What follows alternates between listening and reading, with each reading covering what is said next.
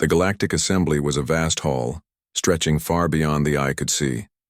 Hundreds of different alien species filled the chamber. Each species sat in their own area, some tall, some small, many strange shapes and colors. This was the greatest gathering in the galaxy, where the fate of worlds was decided. Today, all eyes were on the newest topic: Earth. The blue planet, far away in a quiet part of the universe, had caught the attention of many powerful species. It was rich in resources and life, but most importantly, it was filled with humans, a species many believed to be weak and easy to control. The vote was simple: should Earth be enslaved? The Assembly had done this many times before to other planets. Those chosen became workers, soldiers, or fuel for the galaxy's larger machines. It was normal, expected. The alien leaders spoke one by one, giving their reasons. Some wanted Earth for its water and forests. Others wanted the humans themselves as cheap labor. Many simply wanted to prove their power by conquering a new world. In Nada, the middle of the hall, a large glowing sphere showed Earth from space. The crowd murmured. Few knew much about humans. They saw humans as primitive, small, and disorganized. Stories told of humans fighting among themselves, unable to unite. The vote began. Each species raised their voting stone, shining in colors that meant yes or no. Slowly, the yes votes outnumbered the no. The decision was, Earth was to be enslaved. The leader of the assembly, a tall being with shining blue eyes, nodded and said, "The vote is clear. Earth will join the galactic workers, prepare the fleets." As the crowd started to leave, some whispered doubts. One alien said, "Humans are not as weak as they seem." Another replied, "They have no chance against us. We are many, they are few." But no one stopped the plan. Soon, ships would leave for Earth. It was only a matter of time before the invasion began. Far below, on Earth, life went on as usual. People worked, laughed, and worried about their own small problems. They did not know the galaxy watched them, now. They did not know that many species had just voted to take away their freedom. But on Earth, a small group of people knew the truth. They had been preparing for this day for years. In a secret underground base hidden deep in the mountains, scientists and soldiers worked together. They called it Project Shield. Project Shield was humanity's last hope. They had studied alien technology found on Earth, pieces of broken ships, strange machines, and unknown devices. Slowly, they learned how to use this technology to build weapons and ships that could fly faster than any human had ever dreamed. The leader of Project Shield was General Sarah Carter. She was strong, smart, and calm. She had spent her whole life training for a moment like this. She stood before a large screen showing images from space. "They think we are weak," she said to her team. "They believe Earth will fall easily. They are wrong." Her team nodded. They knew what was at stake. Far in space, the invading fleets prepared.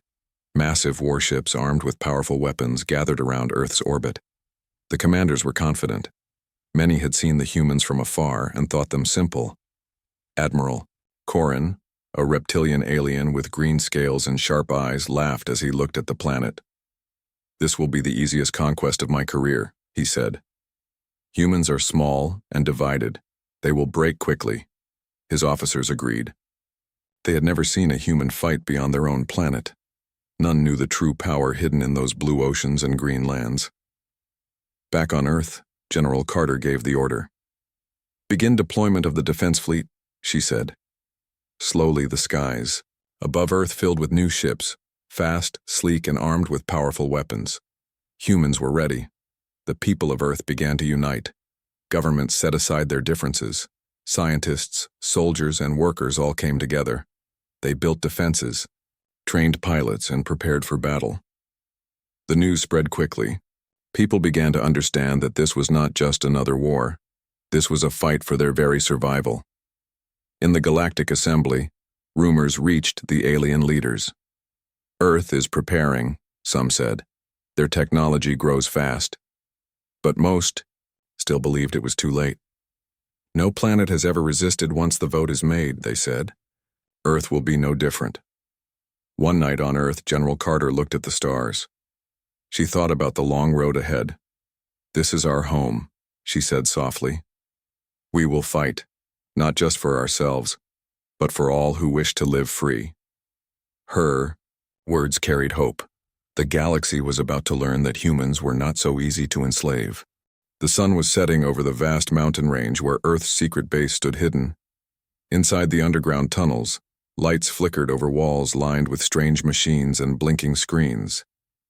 This was Project Shield's heart, the place where humanity's future was being built.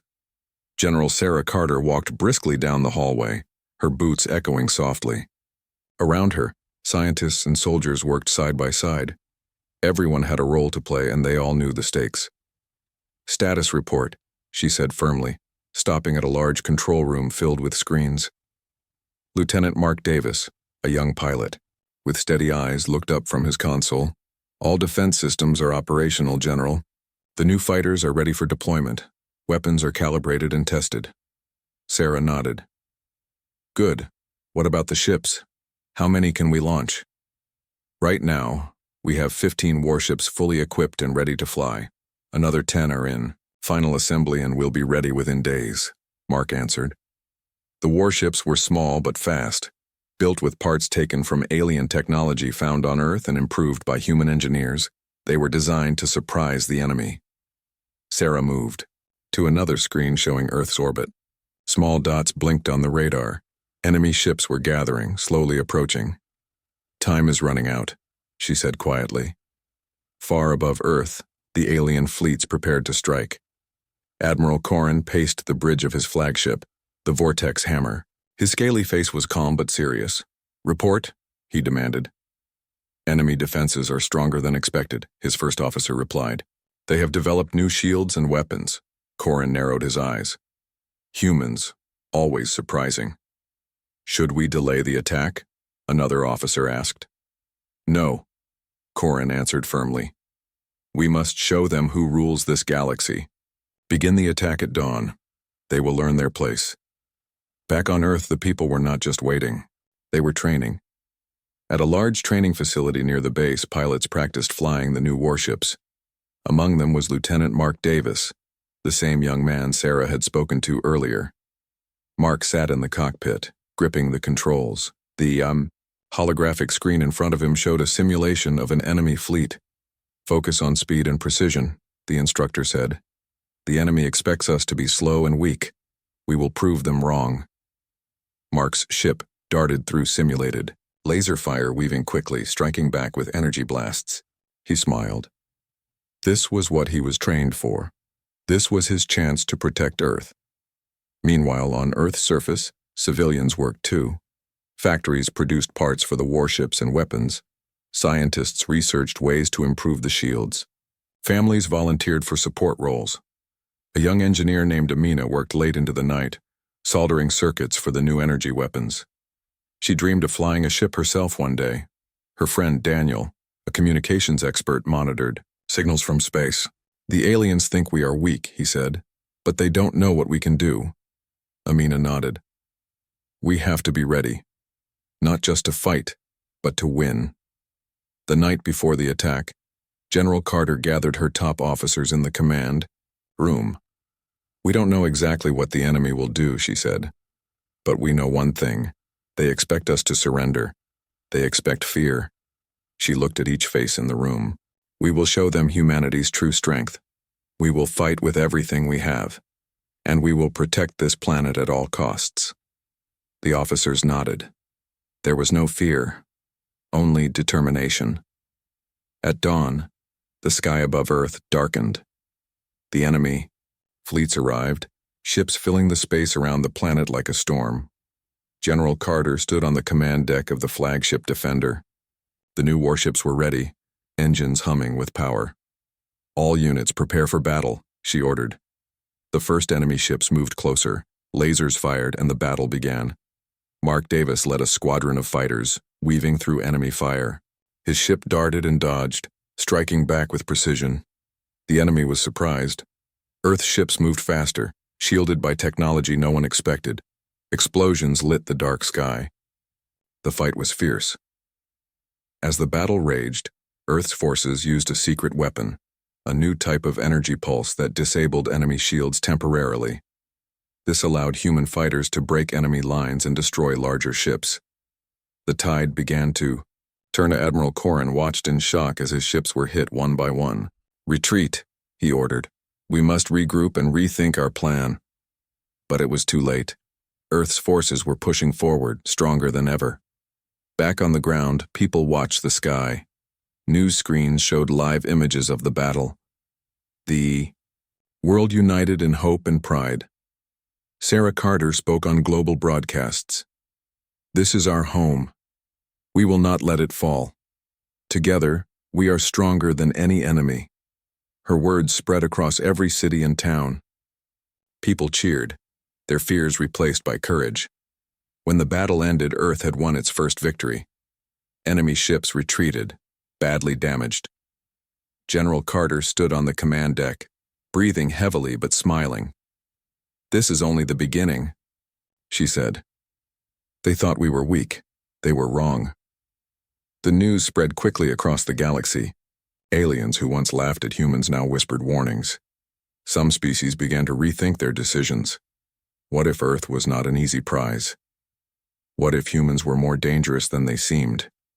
The Galactic Assembly would soon have to face a new truth. Earth was ready to fight and humanity would not be enslaved. The cold darkness of space was broken by sudden flashes of light. The enemy fleet, still smarting from their defeat, returned to Earth's orbit, larger and more prepared. Admiral Corrin had learned from his last mistake. This time he brought more ships and new weapons designed to crush humanity quickly. On the bridge of the Vortex Hammer, Corrin stared at the blinking radar. "This time, we will overwhelm them," he said quietly. "No mercy. No mistakes." Meanwhile, on Earth, General Sarah Carter studied the incoming threat. The tension in the command center was high.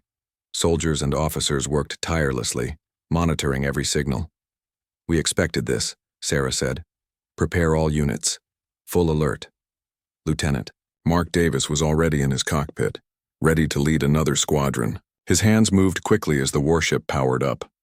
The pilots knew this fight would be harder. The alien fleet moved faster now. Ships came in tight formations, firing energy blasts that tore through Earth's outer defenses. Explosions lit up the sky like fireworks, but Earth's fighters held their ground. Mark's squadron dived into the thick of battle. His ship weaved through enemy lasers, targeting the biggest ships with precision. "Keep moving," he shouted over the radio. "Don't let them pin us down." The new energy pulses from Project Shield worked again, disrupting enemy shields at crucial moments. The alien fleet's attack lost power, and Earth's forces pushed back hard. But the enemy had a secret weapon. Deep within the enemy flagship, a new device powered up, a dark, pulsing beam designed to disable Earth's technology from far away. As the beam fired, Earth's warships flickered. Systems went offline. Fighters tumbled through space, powerless. General Carter's heart pounded. "We must protect the fleet," she ordered. "Deploy the countermeasures." Engineers worked quickly to shield the ships. Slowly, power returned. Fighters regained control. The battle was far from over.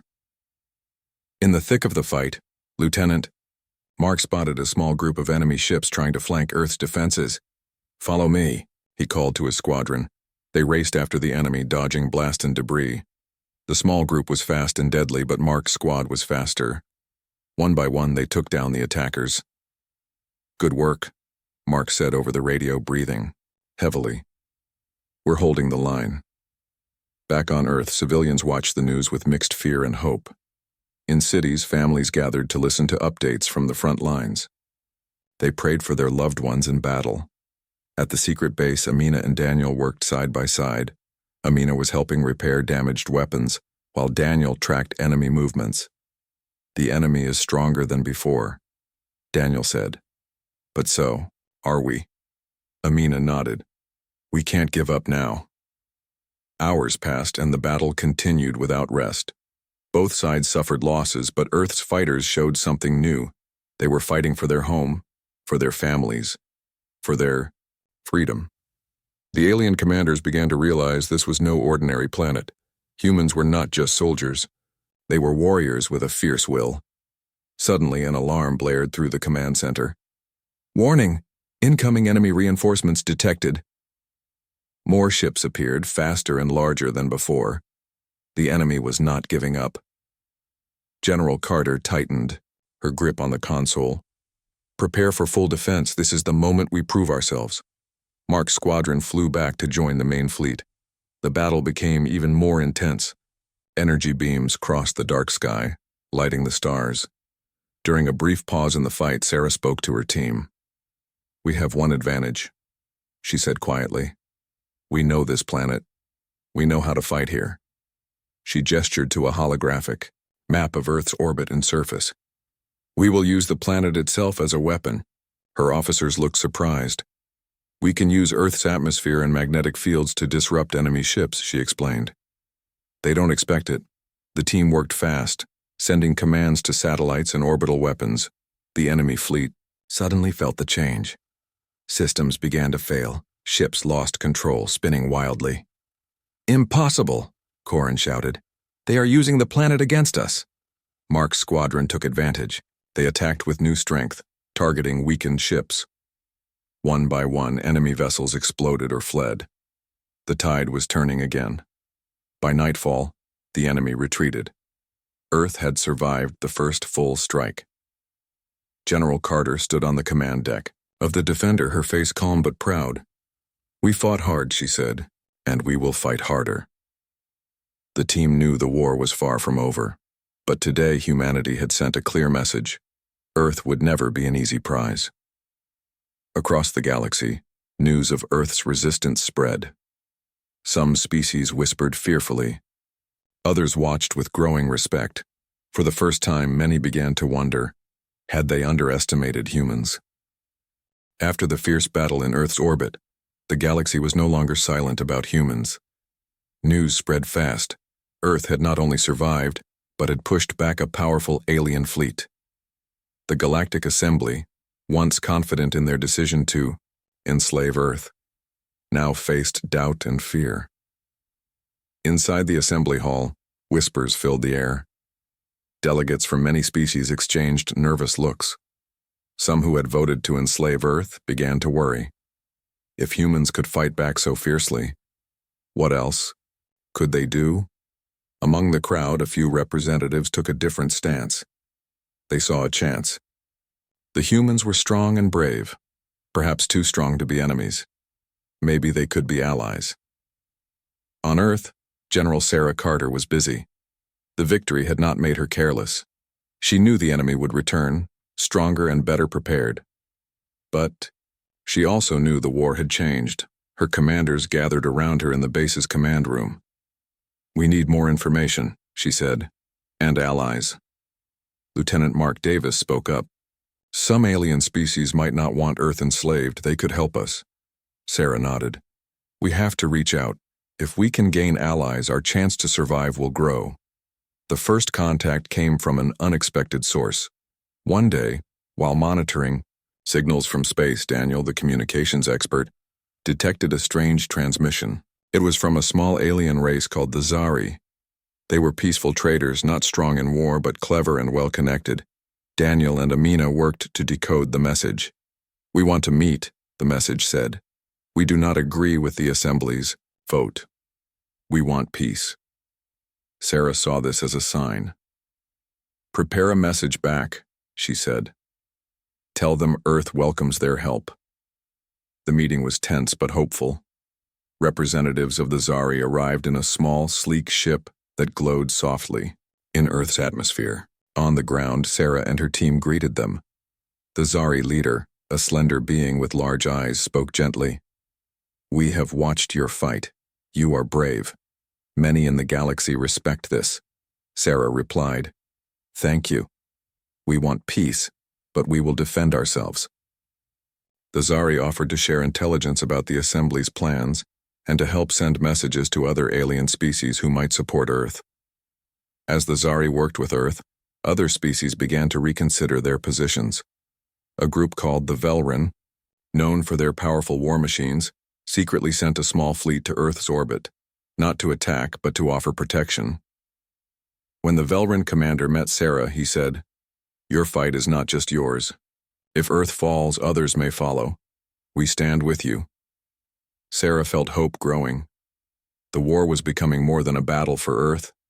It was becoming a fight for freedom. But not all aliens were happy. Admiral Corrin was furious. His fleet had been humiliated twice. He blamed the Assembly for sending an unprepared force. "I will crush Earth myself," he vowed. "No ally or trick will save them." Corrin secretly began building a new, more powerful fleet. He gathered forces loyal only to him, planning a massive attack that would end the war. On Earth, preparations continued. Factories worked day and night. Scientists improved the weapons and shields with help from the Zari. Pilots trained harder, ready for the fight ahead. Amina worked with Zari engineers to improve the energy pulses that had been so effective against the enemy. "This is just the beginning," she said. "We can make this weapon stronger." Mark practiced with new fighter designs, feeling more confident with each flight. He knew the coming battles would be the hardest of his life. The Galactic Assembly was split. Some species wanted to negotiate with Earth, hoping to avoid further war. Others, led by Corrin, wanted total conquest. The Assembly's leader tried to keep order, but the cracks were clear. The galaxy was changing, and Earth was at the center. One night, Sarah stood outside the base, looking up at the stars. She thought about the friends and enemies now watching Earth. "We are not alone," she whispered, "and we will not give up." The fight was far from over, but for the first time, humanity had hope, not just in themselves, but in the chance for allies. Across the galaxy, in secret meeting halls and dark ships, plans were made. Some worked with Earth, others plotted its destruction. The war for Earth's freedom was entering a new, uncertain chapter. The war for Earth had grown bigger than anyone expected. With new allies joining humanity, the battles stretched across space. What had started as a fight for one planet was now a challenge to the whole Galactic Assembly. General Sarah Carter stood on the command deck of the flagship Defender. Outside the window, stars streaked by as the ship jumped through space. The fleet moved swiftly toward enemy territory. This was no longer about defense. It was time to take the fight to those who wanted Earth enslaved. "Prepare for jump to the Zyrac system," Sarah ordered. "We need to cut off their supply lines." Lieutenant Mark Davis checked his controls, feeling the tension. "This is our chance to hit them hard. If we succeed here, it will weaken their entire fleet." The Zyrac system was a critical hub for the enemy. Massive stations floated near a bright star, filled with ships and supplies. Destroying these would slow the enemy's ability to attack Earth. As the Defender and its fleet approached, a silent calm filled the bridge. "Remember, this is a strike to weaken, not to destroy everything," Sarah reminded.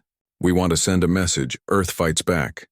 The fleet moved in carefully, using stealth technology developed with help from their alien allies. They slipped past enemy patrols and launched surprise attacks. Mark led his squadron through asteroid fields, avoiding enemy sensors. Suddenly, warning lights flashed. They had been spotted. "Engage!" Mark shouted. Energy beams lit the dark space as the enemy fleet reacted. The battle was fierce. Mark's squadron moved fast, dodging blasts and striking key targets. The new energy pulse weapon was critical. It disabled enemy shields long enough for Earth's fighters to strike vital systems. One by one, enemy ships fell. Back on the command deck, Sarah watched the battle unfold. "Hold formation, protect the bombers," she ordered.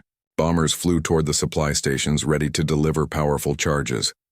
As the bombers hit their targets, explosions shook the space around the stations. The enemy supply lines were cut. Ships lost power, and communication went dark. The success sent a shock through the enemy forces. Admiral Corrin watched helplessly as his resources dwindled. "They are stronger than we believed," he said grimly. In response, Corrin called for reinforcements from other systems. But Earth's allies worked quickly to block these moves. Meanwhile, back on Earth, the victory lifted the spirits of everyone. Families celebrated, knowing their fighters had struck a powerful blow. Sarah's voice came over broadcasts. We fight not just for Earth, but for every world that wants to be free. Her words inspired many. Volunteers joined the forces. Scientists pushed harder to improve technology. The war had become a cause that united humanity like never before. But the enemy was not defeated yet. Admiral Corrin, desperate, launched a surprise attack on Earth's orbit. This time, the fleet was larger and better armed. The battle was brutal. Mark's squadron faced the enemy head-on. The skies were filled with fire and smoke from damaged ships. In the heat of battle, Mark's ship took a direct hit. Alarms blared and systems flickered. "Eject!" he yelled to his team. They abandoned their ships and activated emergency thrusters. Mark drifted toward Earth, the stars spinning around him. He landed safely but shaken. While recovering, Mark met with General Carter. "The enemy is relentless," he said. "But we are ready." Sarah smiled. "Every battle teaches us something new. We will grow stronger." Across the galaxy, other species watched Earth's resilience. Some began to send aid secretly. Others reconsidered their loyalty to the Assembly. The balance of power was shifting. At the Galactic Assembly, the leader called for an emergency meeting. "Earth's defiance threatens our order," he said. "We must find a solution." Some delegates urged peace talks. Others demanded more force. But with more species joining Earth's cause, the Assembly was divided. Sarah prepared for the next move. "We will keep fighting," she said, "until Earth is free." The war was far from over, but the tide was turning. The war for Earth had lasted longer than anyone expected. Battles had been fought in space on distant worlds and within the halls of the Galactic Assembly. But now, the moment had come for a new beginning. General Sarah Carter stood on the bridge of the flagship Defender, looking out at the stars. The fleet behind her was larger than ever before. It included ships from Earth and many alien allies who had joined the fight for freedom. "We have come far," she said softly. "But this is only the start." In the Galactic Assembly, the mood had changed. The once powerful council was broken by divisions. Some species had joined Earth's side, while others were weak and defeated. The Assembly called a special session to decide the galaxy's future. The question was no longer about enslaving Earth, but about how to live together in peace. The leader of the Assembly, a calm and wise being named Varan, spoke to the gathered delegates. "We must learn from this war," he said. "The galaxy has changed. We cannot force others to submit. We must find a way to work together." On Earth, celebrations erupted. Cities shone brightly, not with war, but with hope. People danced in the streets and thanked their soldiers. Sarah visited many places, meeting people who had worked tirelessly for the war effort. She knew that this victory belonged to all of humanity, but the work was not finished. Many who had once fought against Earth now came seeking help. Delegations arrived at Earth's orbit, their leaders asking for peace and protection. One day, a ship from Admiral Corrin's fleet approached. Corrin himself stepped down, weary but defeated. "I was wrong," Corrin said. "You are stronger than I imagined. Earth's spirit cannot be broken." Sarah looked at him carefully. "Strength is not just power. It is also the choice to be fair." Corrin nodded slowly. "Then teach me." Earth's leaders decided to form a new galactic council, one that included all willing species. The council would focus on peace, trade, and defense, not conquest. Sarah was chosen to represent humanity. She accepted with humility. "We will lead not with fear, but with justice," she told the council. The new council began to rebuild trust across the galaxy. Former enemies worked side by side with new friends. Trade routes reopened and cultural exchanges flourished. Human technology helped many planets grow and protect themselves. The Zari shared their knowledge of communication. The Velran helped train defenders. Back on Earth, life slowly returned to normal. Children played under clear skies. Scientists continued their research, not for war, but for discovery. Sarah stood once more beneath the stars. "This galaxy is vast," she said, "but we have shown that even the smallest planet can shine bright." In the far reaches of space, some still watched Earth and its allies. They saw a new power rising, a power built on courage, unity, and respect. The galaxy was no longer a place of fear and slavery. It was a place of hope, and it all began with a vote to enslave Earth, a vote that became the spark of a new future.